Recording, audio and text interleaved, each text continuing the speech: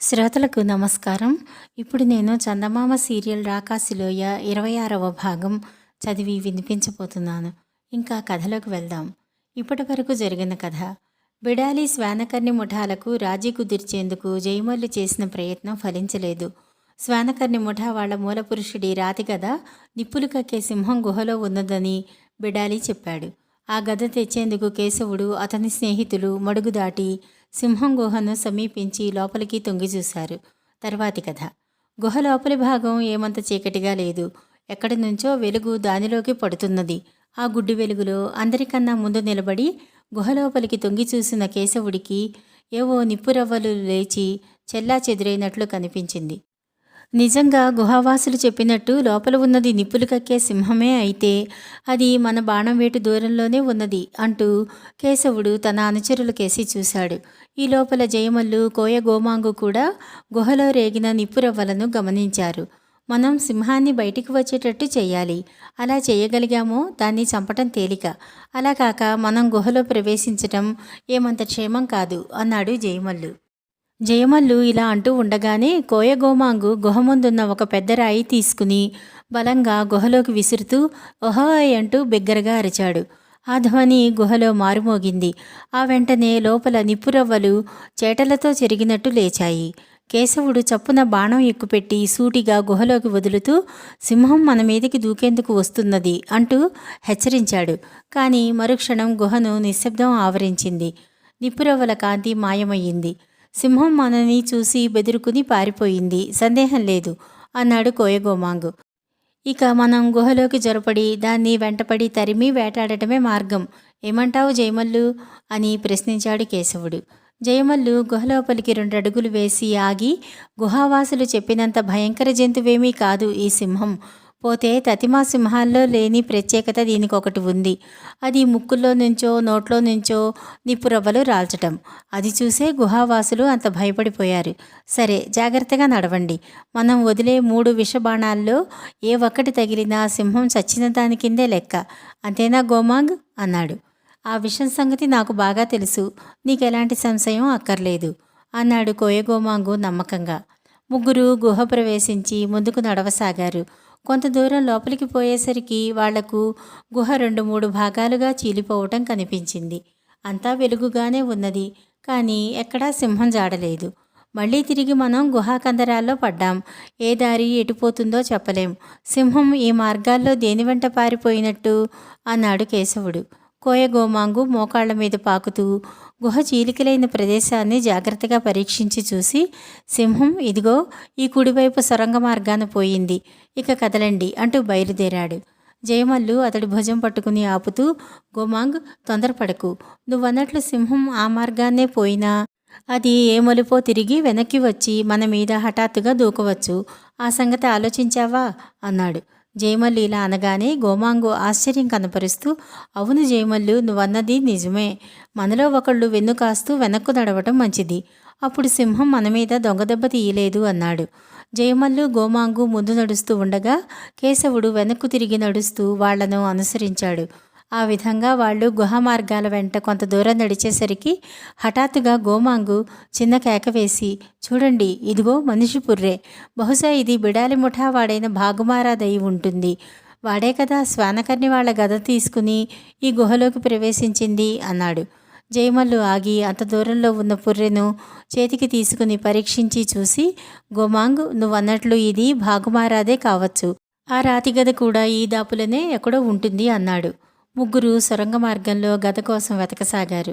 కేశవుడు వికటంగా నవ్వుతూ ఒక మూల నుంచి దాదాపు 4 అడుగుల పొడవున్న ఒక రాతి ముక్కను చివర గుండ్రంగా రాతి ముళ్లతో ఉన్న దానిని పైకెత్తి, ఇదేనా అద్భుత శక్తులున్న శ్వానకర్ణి మూలపురుషుడి గదా అన్నాడు.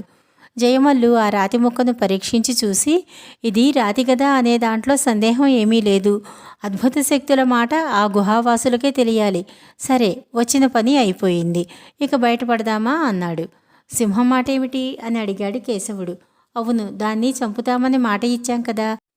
చంపకుండా ఎలా పోవటం అన్నాడు కోయగోమాంగు. జయమల్లు చిరునవ్వు నవ్వుతూ రాతిగదను కోయగోమాంగు చేతికిచ్చి, మనం సింహాన్ని చంపుతామని ఎవరికీ వాగ్దానం చెయ్యలేదు. రాతిగదను శ్వానకర్ణికి తెచ్చి ఇస్తామని చెప్పాం. ఆ పని పూర్తయింది. సింహం సంగతి మనకెందుకు? అది ఎంత భయంకర మృగమో కూడా మనకు తెలియదు. అనవసరంగా దుస్సాహసం చేయటం వివేకం కాదు అంటూ కేశవుడికేసి తిరిగాడు. జయమల్లు అన్నదానికి కేశవుడు ఏదో జవాబు చెప్పబోయేటంతలో కోయగోమాంగు ఎగిరి గంతేసి, నిప్పులు కక్కే సింహం, బాణాలు ఎక్కుపెట్టండి అంటూ రాతిగదను పైకెత్తాడు. సింహం హఠాత్తుగా ఒక మలుపు తిరిగి భయంకరంగా గర్జిస్తూ ముందుకు దూకింది. జయమల్లు, కేశవుడు బాణాలు ఎక్కుపెట్టే లోపల గోమాంగు తన చేతిలో ఉన్న రాతిగదతో దాని తల మీద గట్టిగా ఒక దెబ్బ కొట్టాడు. ఆ దెబ్బ తింటూనే సింహం చెంగున వెనుతిరిగి పరిగెత్తసాగింది. కేశవుడు, జయమల్లు వదిలిన బాణాలు దానికి తగలలేదు. దీనికి సింహమని ఎవరు పేరు పెట్టారో కానీ ఇది సింహం కాదు. మా కోయవాళ్ళు దీన్ని సింహలీకం అంటారు. మా కొండ ప్రాంతాల కూడా ఇవి ఉన్నాయి. దాని ముక్కు నుంచి వెలువడే రవ్వల్లో కాంతి ఉంటుంది తప్ప వేడిమి ఉండదు అన్నాడు కోయగోమాంగు. దాని మెడ, మూతి చూసిన వాడెవడు? అది అసలు సింహపు జాతి జంతువంటేనే నమ్మడు. పైగా వట్టి పిరికిగొడ్డులా ఉన్నది. అయినా ఈ వర్ణనంతా ఇప్పుడెందుకు? ఎదురయ్యింది కనుక దాని అంతు తేల్చుదాం అంటూ జయమల్లు ముందుకు పరిగెత్తాడు. సింహం గుహ మార్గాన కొంత దూరం సూటిగా పరిగెత్తి ఒక మలుపు తిరిగింది. జయమల్లు మలుపు సమీపిస్తూనే వేగం తగ్గించి ముందుకు తొంగి చూసి పెద్దగా నవ్వుతూ, ఇదేదో మన కోసం ఇక్కడ పొంచి ఉంటుందని భయపడ్డాను. కానీ అంతు లేకుండా పారిపోయింది. ఇప్పుడేమి చేయటం అన్నాడు. కేశవుడు, కోయగోమాంగులు జయమల్లుని సమీపించి ముందున్న సొరంగం కేసి చూశారు. గోమాంగు రాతిగదను 2 చేతులతో పట్టుకుని పైకెత్తి అటూ ఇటూ ఊపుతూ, దీనిలో ఏదో అద్భుత శక్తి ఉంది, సందేహం లేదు. ఒక్క దెబ్బకే ఆ సింహలీకం ఎంత బెదిరిపోయిందో చూశారు కదా అన్నాడు. ఇక వెనక్కి తిరిగిపోవటమే మంచిదేమో అన్నాడు జయమల్లు. ఇంత శ్రమపడి ఊరికే పోవటం ఎందుకు? ఆ సింహాన్ని చంపి దాని చర్మం ఒలుచుకుపోదాం అన్నాడు కేశవుడు. ముగ్గురు గుహమార్గం వెంట నడవసాగారు. కానీ ఎక్కడా సింహం జాడలేదు. అది మరే గుహ మార్గంలోనో దాక్కుని ఉంటుందని వాళ్ళు భావించారు. కానీ ఇన్ని సొరంగపు బాటల్లో దాన్ని వెతికి చంపటం ఎలా? జయమల్లు వెనక్కి తిరిగి నడవబోయిన వాడల్లా చప్పున ఆగి, మనం వచ్చిన మార్గానే తిరిగి నీటి మడుగు దగ్గరకు వెళ్లేందుకు దారి మీకు గుర్తుందా? లోగడ మనం గుహాకందరాల్లో దారి తప్పినట్టే మళ్ళీ దారి తప్పం కదా అన్నాడు. ఆ ప్రశ్నతో కానీ అందరికీ తాము చేసిన పొరపాటు తెలిసి రాలేదు. సింహాన్ని చంపాలన్న ఉత్సాహంలో ఎటుపోతున్నది గుర్తుపెట్టుకోకుండానే ముగ్గురు సొరంగ మార్గాల వెంట పరిగెత్తారు. ఇప్పుడు ఏ మార్గాన వెళితే తాము గుహావాసులుండే ప్రాంతాలకు చేరగలరో వాళ్లకు అర్థం కాలేదు. మనం తొందరపడి ఏదో ఒక సొరంగ మార్గాన్ని పట్టి దారి తెలియక తరువాత గందరగోళ పడటం మంచిది కాదు. ముందుగా మనం నీటి మడుగుకు ఎంత దూరంలో ఉన్నామో గ్రహించగలిగితే బాగుంటుంది అన్నాడు జయమల్లు. ఆ సంగతి గ్రహించటం ఎలా అన్నాడు కేశవుడు. జయమల్లు జవాబు చెప్పబోయేంతలో కోయగోమాంగు అక్కడ ఎగుడు దిగుడుగా ఉన్న రాళ్ల మీద నుంచి పైకి పాకి ఒక కంతలో నుంచి తలదూర్చి బయటికి తొంగి చూస్తూనే, హా తల్లి కోనలమ్మ అంటూ మూలిగి కాసేపు ఆశ్చర్యంగా తల పంకించి చప్పున కిందకి దూకాడు. ఏమిటి అంత ఆశ్చర్యపడ్డావు? ఏం కనపడింది అని జయమల్లు గోమాంగుని ప్రశ్నించాడు. గోమాంగు మెల్లిగా మాట్లాడమన్నట్లు అందరికీ సౌజ్ఞ చేసి, మనం తిరిగి ప్రమాదాల్లో తలదూర్చాం. గుహాకందరాల్లో పడి మనం రెక్కల మనుషులుండే ప్రాంతం చేరటమే కాక బ్రహ్మదండి మాంత్రికుడికి కూడా చేరువయ్యాం అన్నాడు. బ్రహ్మదండి మాంత్రికుడి పేరు వింటూనే కేశవుడికి జయమల్లుకు కలిగిన ఆశ్చర్యం అంతా ఇంతా కాదు. వాళ్ళిద్దరూ గోమాంగు ఎక్కి చూసిన కంత దగ్గరకు పోతున్నంతలో గోమాంగు వాళ్లను హెచ్చరిస్తూ, మీరు తొందరపడి ఏదన్నా చేసి మనం ఉన్న ప్రాంతం వాళ్లకు తెలిసేలా చేయకండి. రెక్కల మనుషులు బ్రహ్మదండి మాంత్రికుడి ముందు వ్యాయామ ప్రదర్శనలు చేస్తున్నట్టున్నది అన్నాడు. కేశవుడు, జయమల్లు నిశ్శబ్దంగా పైకి పాకి కంతలో నుంచి బయటికి తొంగి చూశారు. ఎదురుగా ఒక పెద్ద మైదానం, పెద్ద పెద్ద వృక్షాలు. వాటి మీద నుంచి అనేక మంది రెక్కల మనుషులు పక్షుల్లా ఎగిరి కిందికి దూకుతున్నారు.